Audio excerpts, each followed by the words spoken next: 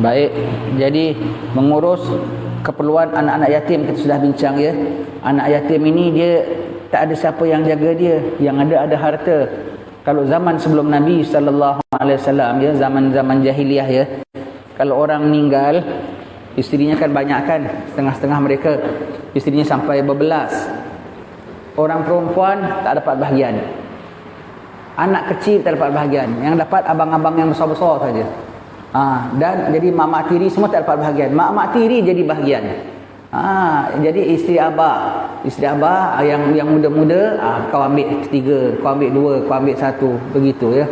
Allah, jadi dulu jadi isteri bapaknya, sekarang jadi isteri anaknya. Itu zaman jahiliah. Islam mengangkat martabat wanita. Jadi sahabat ada jaga anak yatim dululah. Masih kecil dia jaga. Dah besar budak tu minta harta dia. Tak ada, bapa engkau mati kau masih kecil, mana dapat? Dah besar patut dia dapat. Turun ayat anak yatim kena berikan hak dia ya. Jaga anak yatim, dia tak tahu pun dia ada harta. Setengah anak yatim dia tak tahu pun ada harta. Dan anak yatim kalau kita jaga, mulia sekali. Rumah sebab baik rumah yang ada anak yatim, dan anak yatim dimuliakan.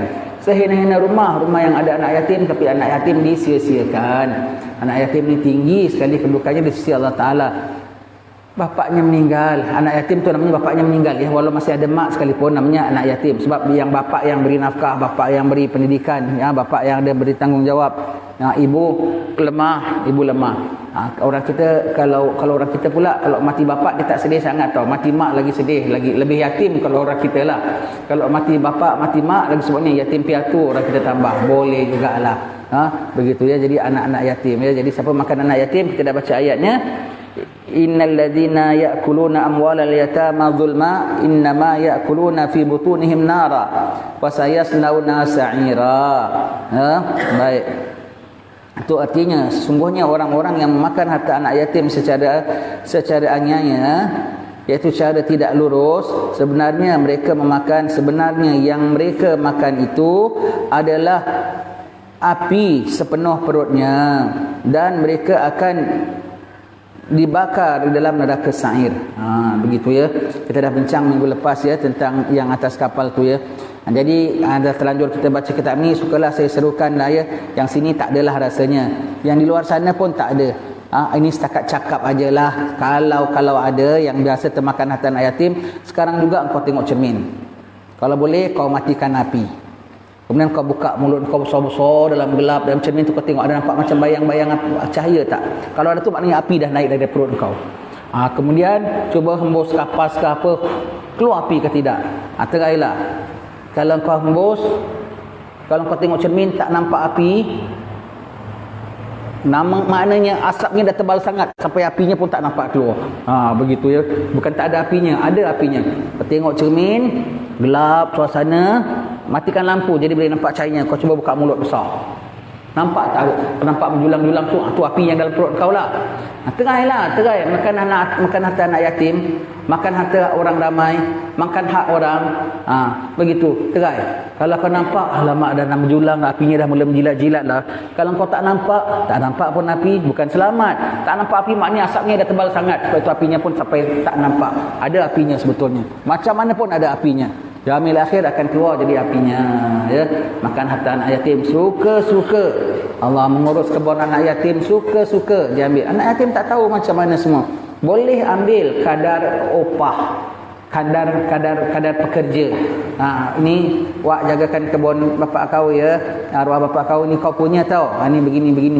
Dia tak faham. Sekarang dia tak faham, tulis. Dia dah faham, nanti jelaskan. Satu bulan ongkosnya berapa, bajernya berapa, opah orang berapa, hasilnya berapa semua. Duit sekolah dia berapa, duit apa dia semua apa. Atau duit makan dia kalau kita tak mampu, dia makan satu pinggan nasi berapa, satu lai toge berapa. Kau nak kira pun boleh. Itu pun boleh ya. Nanti awak kasih kau 5 lai toge. 5 lai toge kiranya RM5 lah. Tak ada lah. Semua ikut harga biasa. Tak boleh charge lebih-lebih ya. Ikut harga biasa. Kurang pun tidak juga. Lebih-lebih jangan. Ikut harga yang sepatutnya. Halal. Kalau kita banyak duit, kita sedekah, itu tak payah cakap lagi lah. Kalau kita sendiri kepayahan kita jaga anak yatim, ya kita pakai pada harta dia untuk dia sebetulnya. Sebab kalau dia uruskan sendiri, dia kena belanja juga tak? Kan kena belanja. Tidak besar, kasih kenyataannya sama dia. Kita jadi pengamanah. Ni kau punya. Kebun kau, bapa kau meninggal dulu, kebunnya sekian-sekian. Hartanya sekian-sekian. Apa dalam savingnya ada sekian-sekian. Pengurusannya perlukan begini-begini. Semua kenyataannya, sekarang kau dah besar, kau dah cukup matang, awak serahkan kepada kau. Begitu ya. Serahkan begitu. Serahkan dah dia punya. Begitu ya, anak-anak yatimnya. Rasulullah sallallahu alaihi wasallam telah menggolongkan pemakan harta anak yatim dalam kategori 7 bencana yang besar. Yang di antara dosa-dosa besar yang membinasakan. Di antara 7 yang al-muhlikat yang membinasakan, salah satunya orang yang makan harta anak yatim. Sebab paling senang nak makan harta anak yatim. Macam serigala dapat anak kambing. Kalau nak makan harta orang lain, orang dewasa cerdik juga. Nak makan harta orang lain, payah juga. Anak yatim paling mudah, pulaknya banyak duit pulaknya, dalam tangan kita pulaknya, dalam rumah kita pulaknya, dalam kekuasaan kita pulaknya, paling mudah sekali ya. Lepas tu ancamannya cukup keras ya. Berlaku adil terhadap anak isteri. Ini semua berlaku adil terhadap anak isteri. Sudah sampai pada tajuk berikutnya, anak isteri. Kena berlaku adil pada anak isteri ya. Yaumil mahsyar nanti, yaumil hisab, apabila kita bicara kita dengan Allah Subhanahu Wa Taala dah beres semua, awal mula akan tutup kita siapa? Isteri kita. Dia minta apa? Dia tak panggil kita Kang Mas ke, Daling ke, panggilnya apa? Panggil nama je. Ya Allah, aku nak minta daripada si Dol ini. Dol kau panggil, panggil abang Dol. Tak ada abang-abang lagi ni hari. Dol ya Dol. Baik. Dol. Kan aku kasih kau cukup-cukup di dunia dulu. Aku ajak kau emasnya sampai begini. Ajak makan angin sana sini. Dulu kau kahwin sama aku saiz S sampai kemudian saiz XL.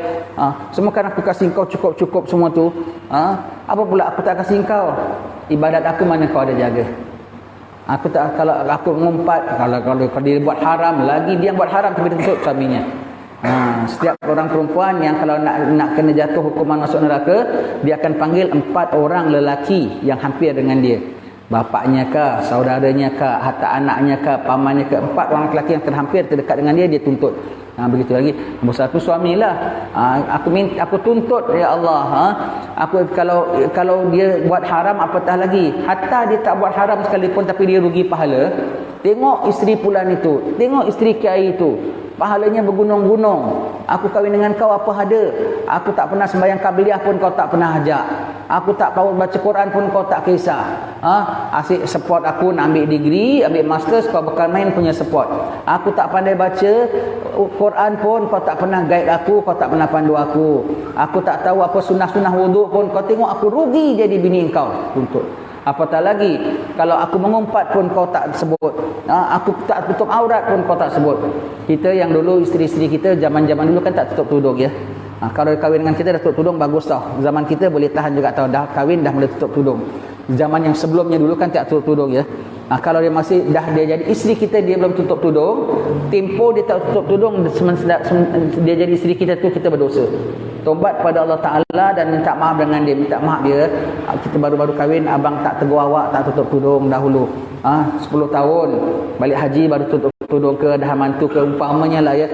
10 tahun kita dah berkahwin, awak tak tutup tudung, abang cuai, abang minta maaf ya, kita tobat sama Allah Ta'ala ya. Awak tobat kerana tak tutup tudung, abang pun tobat kerana tidak mengajar awak, menyuruh awak, dan abang pun minta maaf dengan awak. Itu hak awak, patut abang tegur dahulu. Kalau isteri yang orang melakoni, orang salat pun kena bicara juga. Semua dia akan minta. Anak isteri kita, dia minta macam-macam yaumil akhir.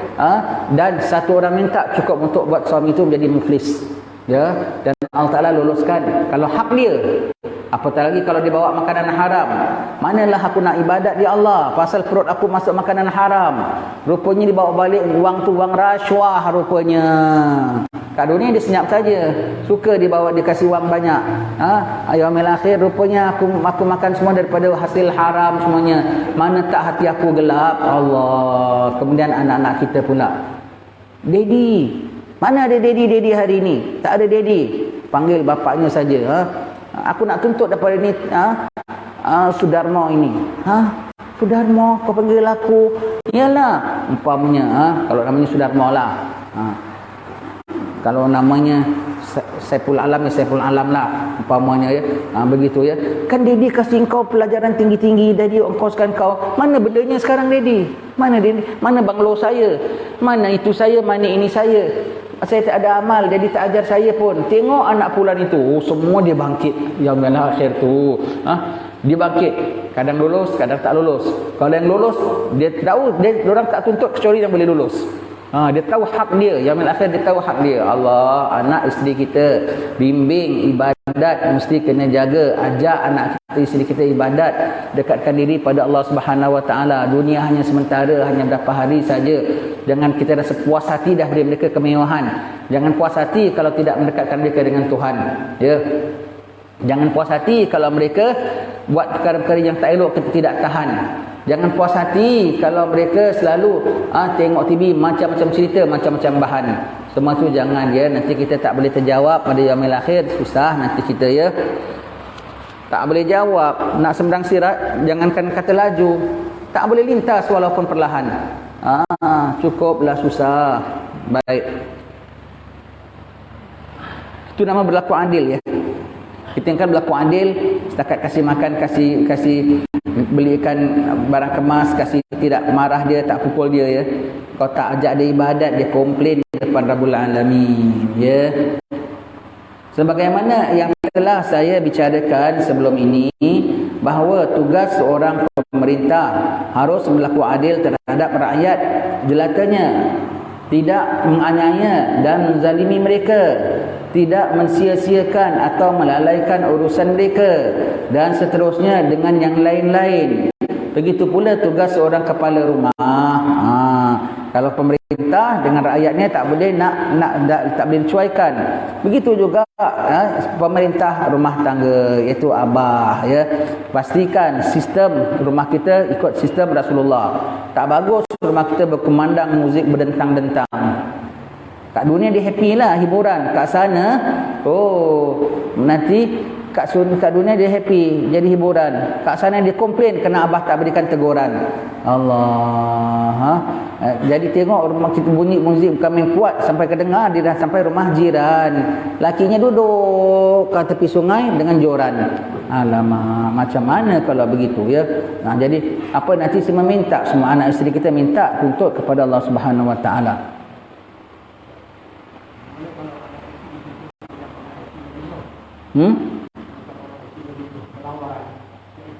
Tempeling. Kalau anak kita tempeling. Kalau isteri kita tengking. Isteri kan tengking. Jangan degil. Aku cakap jangan tak dengar. Kalau tidak yaumil akhir dia ditengking oleh malaikat. Takut sikit. Jangan layang, janganlah gitu yang. Dia tak sembahyang kau panggil dia yang. Makin dia nampak bayang-bayang. Allah, makin PL-nya makin jadi gentayang. Alamak, makin tak sujud, tak malam, tak siang. Marahkan, tengkingkan sikit. Kalau tak tahu tengok drama. Macam mana orang-orang garang. Itu contohnya begitu ya. Tengok drama macam-macam tu boleh ajar kita tahu macam mana nak jadi garang, macam mana nak tengking bini. Yang perlulah, yang perlu begitu. Janganlah yang kau tak sembahyang yang alamak kat akhirat kau kena cincang, kau kena siang. Tak boleh ya. Asal sampai macam mana dia boleh sembahyang. Begitu ya. Marah. Kalau dengan anak, tempeling. Kalau perlu dipukul, pukul. Kan disuruh dari kecil. Baik.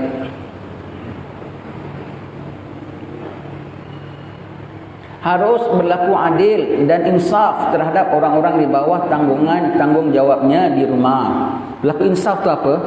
Takut pada Allah Ta'ala. Haji ngadiran ada kursi, cikung kursi. Kita kursi. Monggo cikung kursi. Main pena.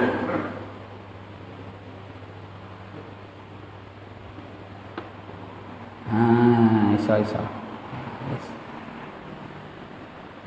insaf ya. Tengok, maknanya insaf tu maknanya menyedari ya.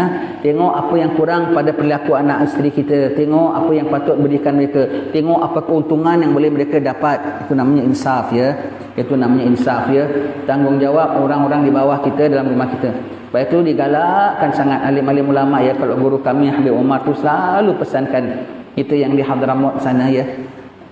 Kat sekolah namanya Darul Mustafa, Dar Al-Mustafa. Al-Mustafa baginda sallallahu alaihi wasallam lah. Sunnah Nabi, ilmu Nabi diajarkan, sistem Nabi. Dan dia pesan rumah-rumah kamu semua yang kita duduk sana semua yang tak tinggal dalam sekolah, jadikan rumah kamu semua tu ada bi'ah Mustafawiyah, suasana kemustafaan. Kita pun semua jadikan rumah kita ada bi'ah Mustafawiyah. Dalam rumahnya ada kumandang zikir, ada dengar bacaan Al-Quran, ada abahnya buat qabliyah, ada ibunya buat ba'diyah, ada ibunya masak, ada ibunya saji, ada abahnya makan, ada baca doa, ada anaknya disimak pelajarannya, ada anak-anaknya diajak sembahyang jemaah. Itu nama bi'ah Mustafawiyah.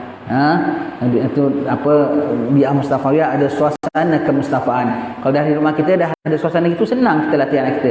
Dia apa, terbentuk dengan suasana yang kita set. Yang kita setkan suasananya ya. Allah berlindung ya. Nauzubillah, yang orang setengah-setengah rumah suasananya rumahnya macam kelab malam tau. Kelab malam tu pun buka malam aja, dia dari siang dah jadi kelab malam. Allah, dengan lagunya, dengan apa semuanya tu, Allah. Ada bar, memang tak sedikit orang ada bar kat rumahnya semua. Kita datang kaget, menyesal aku datang rumah kau. Ada bar counter, botol bar berderet, cawangnya gantung atas tau. Cawan arak ni dia tak boleh kena suci, dia tak boleh kena kotor. Dia tak boleh, dia mesti nak kena ada taharah. Gantung ke atas. Kat bawah nak takut kotor. Kan? Cawan lain semua, cawan wedang semua tu kat bawah saja kan. Tapi cawan arak tu mesti ada kaki, sebab dia kena dimuliakan arak tu. Kemudian cawannya gantung dekat atas. Ada dia punya tempat sangkutannya tu semua kan. Allah, na'udzubillah min zalik. Na'udzubillah min zalik. Ada bar dalam rumah. Allah, tak cukup pergi bar kat dalam bar kat rumahnya.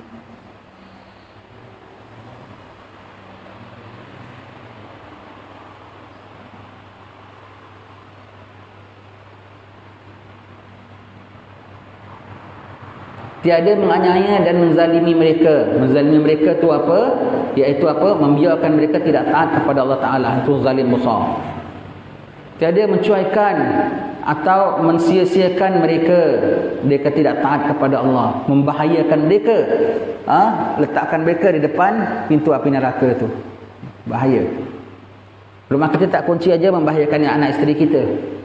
Kita tak kunci pintu neraka dari anak isteri kita tu, lebih besar punya bahaya.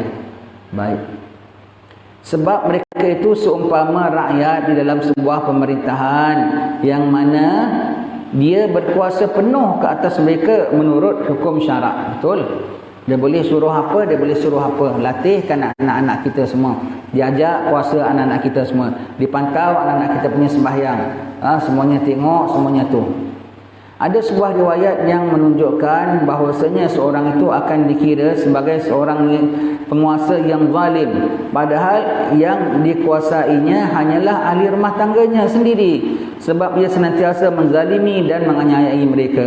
Kira dia di yaumil akhir, dia dikategorikan dalam golongan pemerintah yang zalim. Aku tak perintah kau ya Allah, kau perintah ahli keluargamu. Kau jadi pemerintah ahli keluargamu, zalim.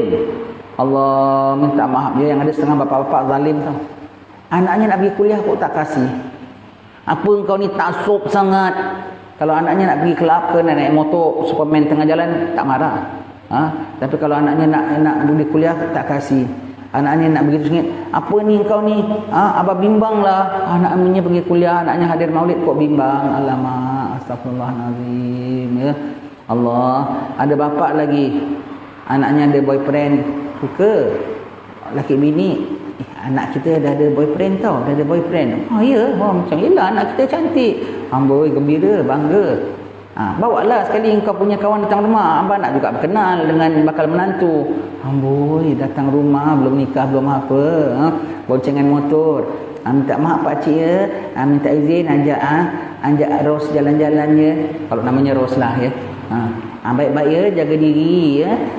Jaga diri. Naik motor sama tu dah jaga diri ya. Allah. Allah begitu ya. Tak boleh ya. Cuma tu naudzubillah ya. Boleh begitu pulaknya. Allah. Jangan ya. Ini semua kesilapan kita. Balik rumah belikan VCD, gambar cerita wayang, biar anak kita suka tengok. Susahlah ya. Segala selagan cerita kita asal anak isteri kita happy. Itu menganiaya mereka tau, menzalimi mereka. Kita tengokkan menganiaya anak isteri, pukul, bantai ya. Bukannya pukul bantai memang tak boleh. Tetapi tak bawa mereka kepada ibadat pun tak boleh ya. Tak boleh. Minta maaf, jangan marah tuan-tuan ya. Kalau kita ada anak 4-5 orang, satu pun anak kita tak pernah dengar dia punya Fatihah. Cuba baca Fatihah abang nak dengar. Kita abah yang cuai. Satu anak kita tak tengok wuduk kau, cuba abang tengok kau punya wuduk macam mana, atas siku ke tak atas siku, tak pernah satu pun. Ada tak ada, kita tengok mana buku rekod kau, macam mana ujian semester kau, macam mana menaik darjah kau, macam mana duit sekolah kau, macam mana itu dan ini dan itu saja dunia cek. Anak kau punya wuduk tak pernah sekali kau tengok. Fatihah anak kau tak pernah sekali kau dengar. Anak kau punya doa iftitah tak pernah sekali kau semak. Kita bapa yang cuai. Tobat pada Allah Subhanahu Wa Taala. Tobat pada Allah Subhanahu Wa Taala. Sementara kat dunia wajib ya. Ini semua kita cerita ni kecuaian diri kita ya. Semua nanti kita akan dituntut di yaumil akhir. Anak kita sendiri tuntut kita ya. Allah ya. Tapi kita dah hantar mak guru.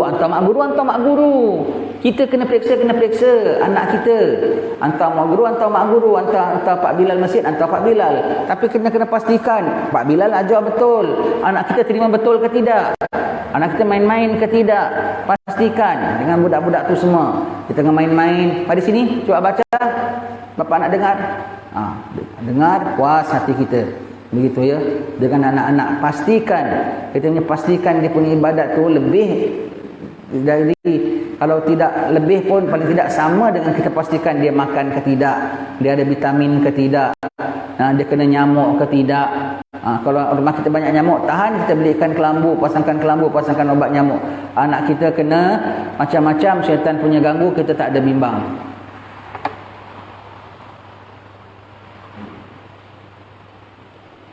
Moga-moga Allah Subhanahu Wa Taala mengkurniakan kita sifat belas kasihan dan kesejahteraan. Amin. Memberi kita kebenaran dalam takwa dan istiqamah. Amin. Dan tiada kuasa dan tanda kuasa dan tenaga melainkan dengan Allah Maha Agung lagi Maha Besar. Wala haula wala quwata illa billahil aliyil azim. Wa sallallahu ala sayyidina Muhammadin wa ala alihi wasallam. Alhamdulillahirabbil alamin. Ya. Insyaallah akan kita sambung minggu depan tentang berbakti kepada kedua ibu bapa dan menghubung silaturahmi. Menghubung silaturahmi. Orang kan putuskan silaturahmi. Sayyidina Ali Zainal Abidin, ya, cucu anak Sayyidina Husin, larang anak-anaknya daripada bergaul dengan orang-orang yang putuskan silaturahmi. Kalau dia tahu pakcik itu tak baik dengan adik-beradiknya, tak bertegur sapa dengan ipar duainya, kau jangan bergaul dengan mereka. Aku nampak mereka dilaknat oleh Allah Ta'ala pada 3 tempat dalam Al-Quran. Allah ya. Senang tau, sikit-sikit jengkel dengan abangnya, tak cakap 3 tahun. Jangan ya. Harga silaturahmi itu lebih mahal daripada harga kebun 1 ekar. Begitu ya. Sikit-sikit adik-beradik yang akur dan adik-beradik asyik eker. Jangan. Jadi semua biar yang akur, semua yang baik, semua yang sama hubungi semua gitu ya akhir. Wallahu a'lam bishawab. Alhamdulillahirabbil alamin.